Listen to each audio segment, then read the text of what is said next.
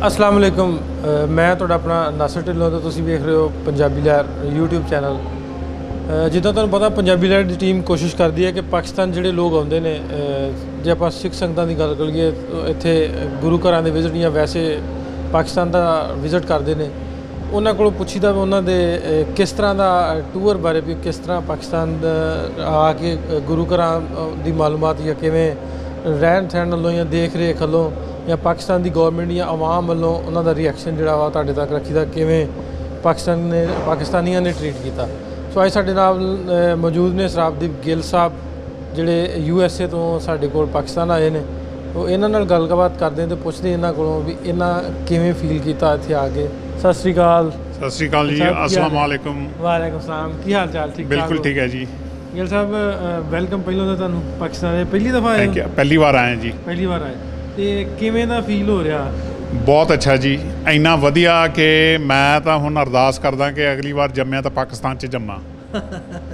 ਹਾਂਜੀ ਵਾਹ ਜੀ ਵਾਹ, ਵਾਹ ਜੀ ਵਾਹ। ਅੱਛਾ, ਇਹਦੇ 'ਚ ਜੇ ਰਹਿਤਲ ਦਾ ਵੀ ਗੱਲ ਕਰੀਏ, ਵਸੇਬ ਦੀ ਰਹਿਣ ਸਹਿਣ ਦੀ, ਰਹਿਤਲ ਦੀ ਬੋਲੀ ਕੋਈ ਫਰਕ ਲੱਗਾ ਤੁਹਾਨੂੰ? ਨਹੀਂ ਜੀ, ਇੱਥੇ ਮੈਨੂੰ ਲੱਗਦਾ ਇੱਥੇ ਜ਼ਿਆਦਾ ਵਧੀਆ ਬੋਲੀ ਹੈ। ਅੱਛਾ ਹਾਂਜੀ, ਸਾਡੀ ਇੱਥੇ ਸਾਡੇ ਇੰਡੀਆ ਦੀ ਬੋਲੀ ਨਾਲੋਂ ਇੱਧਰ ਪੰਜਾਬੀ ਖਾਸ ਕਰਕੇ ਜ਼ਿਆਦਾ ਵਧੀਆ। ਆ ਪਿੰਡਾਂ 'ਚ ਤੁਸੀਂ ਗਏ ਹੋਗੇ, ਪਿੰਡਾਂ ਹਾਂਜੀ ਹਾਂਜੀ, ਰਹਿਣ ਸਹਿਣ ਰਹਿਣ ਸਹਿਣ ਬੜਾ ਵਧੀਆ ਜੀ, ਬਹੁਤ ਵਧੀਆ। ਮੈਂ ਕੱਲ ਬੱਸ ਲਿੱਤੀ ਸੀ ਡਾਈਵੂ ਦੀ, ਇਸਲਾਮਾਬਾਦ ਤੋਂ ਲਾਹੌਰ ਦੀ, ਤੇ ਮੈਂ ਕਈ ਵਾਰ ਬੱਸ ਲਿੱਤੀ ਹੈ ਦਿੱਲੀ ਤੋਂ ਚੰਡੀਗੜ੍ਹ ਦੀ ਵੀ। ਤੁਹਾਡੀ ਬੱਸ ਤੇ ਸਰਵਿਸ ਸਟੇਸ਼ਨ ਵਗੈਰਾ ਦੇਖ ਕੇ ਮੈਂ ਬਹੁਤ ਇੰਪ੍ਰੈਸ ਹੋਇਆ ਜੀ, ਬਹੁਤ ਵਧੀਆ। ਆਮ ਲੋਕਾਂ ਲਈ ਇੰਨੀਆਂ ਸੋਹਣੀਆਂ ਬੱਸਾਂ, ਇੰਨਾ ਸੋਹਣਾ ਇੰਤਜ਼ਾਮ, ਸਟੈਂਡਰਡ ਆਫ ਲਿਵਿੰਗ ਮੇਰਾ ਖਿਆਲ ਇੱਥੇ ਜ਼ਿਆਦਾ ਵਧੀਆ ਲੱਗਾ ਤੁਹਾਨੂੰ ਓਵਰਆਲ? ਬਹੁਤ ਵਧੀਆ। ਅੱਛਾ, ਜੇ ਆਪਾਂ ਵੀਜ਼ਾ ਪ੍ਰੋਸੈਸ ਦੀ ਗੱਲ ਕਰਦੇ ਹਾਂ, ਕੋਈ ਔਕੜ ਤਾਂ ਨਹੀਂ ਆਈ ਵੀਜ਼ਾ ਲੈਣ 'ਚ ਪਾਕਿਸਤਾਨ ਦਾ? ਨਹੀਂ ਜੀ, ਬਿਲਕੁਲ ਨਹੀਂ ਆਈ, ਬਿਲਕੁਲ ਨਹੀਂ ਆਈ। ਮੈਂ ਲਾਸ ਐਂਜਲਸ ਤੋਂ ਲਿੱਤਾ ਸੀਗਾ ਤੇ ਬੜਾ ਵਧੀਆ ਹੋ ਗਿਆ ਜੀ। ਮੈਨੂੰ ਲੱਗਦਾ ਮੈਂ ਪਹਿਲਾ ਸੀਗਾ ਜਿਹਨੂੰ ਮਲਟੀ ਐਂਟਰੀ ਵੀਜ਼ਾ ਉਹਨਾਂ ਨੇ ਦਿੱਤਾ 1 ਸਾਲ ਦਾ, ਤੇ ਬਹੁਤ ਵਧੀਆ ਲੱਗਿਆ ਜੀ। ਕਿੰਨੀ ਵਾਰੀ ਆਉਣਾ ਸਾਲ 'ਚ ਫਿਰ?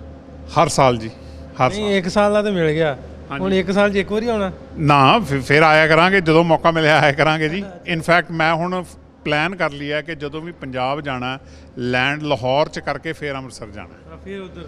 ਹਾਂਜੀ, ਇਹ ਵੀ ਵਧੀਆ ਵੀ ਜਿੰਨੇ ਲੋਕ ਆਉਂਦੇ ਨੇ ਵੀਜ਼ਾ ਲੈ ਕੇ ਇੱਥੇ ਲੈਂਡ ਇੱਥੇ ਕਰਨ ਤੇ ਫਿਰ ਜਾਣ ਉੱਧਰ। ਹਾਂਜੀ ਹਾਂਜੀ, ਦਿੱਲੀ ਨਾਲੋਂ ਦੂਰ ਨਹੀਂ ਪੈਂਦਾ। ਦਿੱਲੀ ਕਿਉਂ ਜਾਣਾ ਜੀ, ਐਡੀ ਦੂਰ ਕੀ ਫਾਇਦਾ?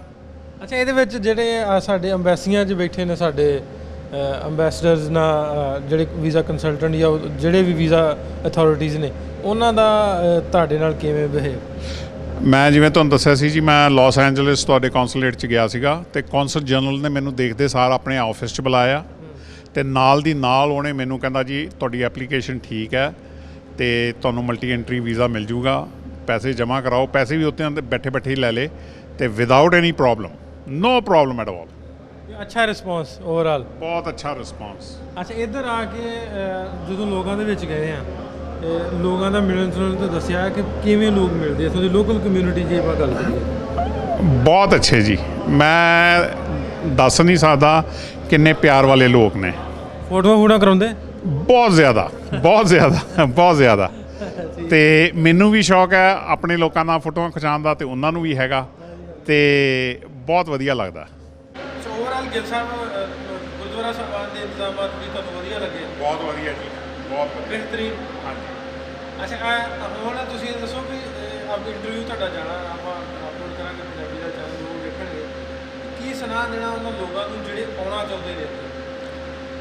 ਮੈਂ ਬੜੇ ਲੋਕਾਂ ਨਾਲ ਗੱਲ ਕੀਤੀ ਸੀ ਜੀ, ਆਪਣੇ ਫਰੈਂਡਸ ਦੇ ਨਾਲ, ਆਪਣੇ ਕੋਲੀਗਸ ਦੇ ਨਾਲ, ਤੇ ਆਪਣੇ ਰਿਸ਼ਤੇਦਾਰਾਂ ਨਾਲ ਇੰਡੀਆ ਦੇ ਵਿੱਚ। ਸਾਰੇ ਕਿਸੇ ਨਾ ਕਿਸੇ ਗੱਲ ਕਰਨ ਨੂੰ ਘਬਰਾਉਂਦੇ ਹੈ ਕਿ ਜੀ ਅਸੀਂ ਯੂਰਪ ਜਾਣਾ, ਅਮਰੀਕਾ ਜਾਣਾ, ਸਾਡਾ ਵੀਜ਼ਾ ਨਹੀਂ ਲੱਗੂਗਾ।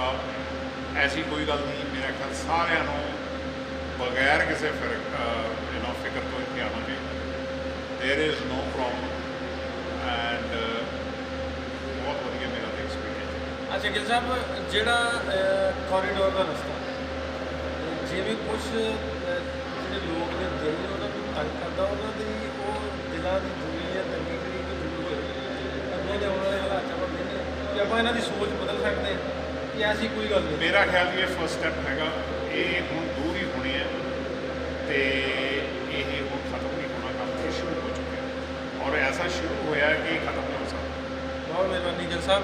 ਗਿੱਲ ਸਾਹਿਬ ਨਾਲ ਗੱਲਬਾਤ ਕੀਤੀ, ਇਹਨਾਂ ਦੇ ਵਿਚਾਰ, ਇਹਨਾਂ ਦੇ ਜੋ ਇਹਨਾਂ ਨੇ ਐਕਸਪੀਰੀਅੰਸ ਕੀਤਾ ਇੱਥੇ ਆ ਕੇ ਸਾਡੇ ਨਾਲ ਸ਼ੇਅਰ ਕੀਤਾ। ਕੋਸ਼ਿਸ਼ ਕਰਦੇ ਰਹੀਦਾ ਵੀ ਜਿਹੜੇ ਜਿੰਨੇ ਵੀ ਲੋਕ ਇੱਧਰ ਆਉਣ ਉਹਨਾਂ ਦੀਆਂ ਆਪ ਬੀਤੀਆਂ ਜੋ ਉਹਨਾਂ ਇੱਥੇ ਆ ਕੇ ਦੇਖਿਆ, ਜੋ ਉਹਨਾਂ ਨੇ ਪਾਇਆ, ਜੋ ਲੋਕਾਂ ਨੇ ਪਿਆਰ ਦਿੱਤਾ ਪਾਕਿਸਤਾਨੀ ਆਵਾਮ ਨੇ ਜਿਵੇਂ ਟਰੀਟ ਕੀਤਾ ਉਹ ਤੁਹਾਡੇ ਤੱਕ ਰੱਖਿਆ ਜਾਏ, ਤਾਂ ਕਿ ਜਿਹੜਾ ਇੱਕ ਹੋਵਾ ਬਣਾਇਆ ਜਾਂਦਾ ਵੀ ਪਾਕਿਸਤਾਨ ਐਵੇਂ ਆ ਉਸ ਤਰ੍ਹਾਂ ਹੋ ਗਿਆ, ਇੱਥੇ ਦੇ ਕੋਈ ਇਸ ਤਰ੍ਹਾਂ ਦੇ ਹਾਲਾਤ ਨਹੀਂ। ਕਿਉਂ ਜੀ ਗੱਲ ਸਾਹਿਬ? ਬਿਲਕੁਲ ਠੀਕ ਹੈ ਜੀ। ਤੇ ਜਿਹੜੇ ਇੱਥੇ ਰੂਟਸ ਨਾਲ ਜੁੜੇ ਨੇ ਲੋਕ, ਜਾਂ ਜੇ ਆਪਾਂ ਮਜ਼ਹਬੀ ਧਾਰਮਿਕ ਤੌਰ 'ਤੇ ਗੱਲ ਕਰ ਲਈਏ, ਇੱਥੇ ਸਥਾਨ ਨੇ 80% ਆਪਾਂ ਕਹਿ ਸਕਦੇ ਜਿਹੜੇ ਸਿੱਖਾਂ ਦੇ ਇੱਧਰ ਹਿਸਟਰੀ ਜੁੜੀ ਹੋਈ ਹੈ। ਜ਼ਰੂਰ ਆਓ, ਬਹੁਤ ਵਧੀਆ ਇੱਥੋਂ ਦੇ ਲੋਕ ਪਿਆਰ ਕਰਦੇ ਆ, ਪੱਗ ਨੂੰ ਸਲਾਮ ਕਰਦੇ ਆ, ਪੱਗ ਨੂੰ ਚੁੰਮਦੇ ਆ। ਆਪਣਾ ਜੇ ਤੁਸੀਂ ਪਤਾ ਚੱਲੀਏ ਤਾਂ ਪੱਗ ਵੇਖ ਕੇ ਪੈਸੇ ਨਹੀਂ ਦਿੰਦੇ।